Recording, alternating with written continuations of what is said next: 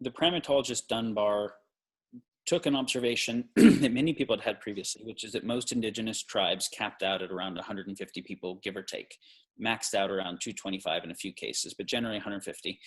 And then if they got bigger than that, they would bifurcate or intentionally limit their size. And there's a question as to why. And he found that there was a similar thing that happened in all kinds of primates, and that the size of the troop they could hold was actually proportional to neocortical volume. And the idea was that we actually have a limited number of unique relationships that we can actually process well. And so when you've got about 150 people, you can actually know everybody in that village well, know their lives, their history, what's going on. And that works. If you're going to have a village where everyone is going to impact everyone, knowing everybody, caring about everybody, being able to see in real time your effect on them is part of what makes social cohesion works.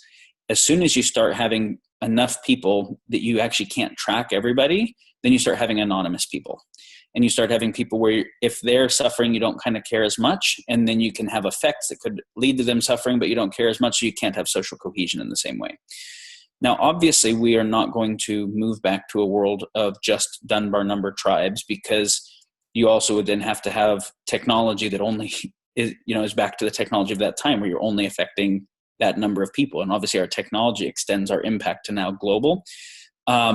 There's actually what we can think of. That was the first insight. There's multiple Dunbar numbers, which is numbers where different social dynamics occur.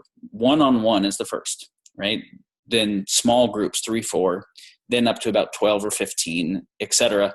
So it's really not a problem how many people you've been exposed to or how many people you have friends on Facebook. There is a need to have some deep, meaningful interactions with some number of people, which will probably be less than your total number of friends on Facebook. And it's important to understand the difference of in-person, deep, meaningful human interactions where you deeply know them, they deeply know you, and you can be authentic with each other, than the kinds of interactions that are mediatable over social media. So stop focusing on trying to get 100,000 Instagram fans and Facebook likes, and start really going in and concentrating on the quality of relationships rather than the quantity.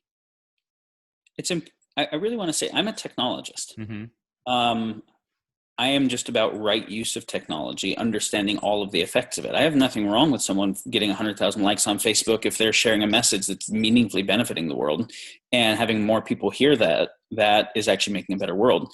I just want them to understand that that doesn't equal deep interpersonal human connection, and that a bunch of people liking them on Facebook also isn't going to give them a meaningful sense of esteem. It's going to give them some quick external reference dopamine hits that can cover up the fact that something in their childhood didn't teach them who they were and made them externally referential for other people's approval about who they are. But it's not bad to develop a following. It just needs to be for the right reason. And if the reason is self-esteem or connection, it's the wrong tool for that job.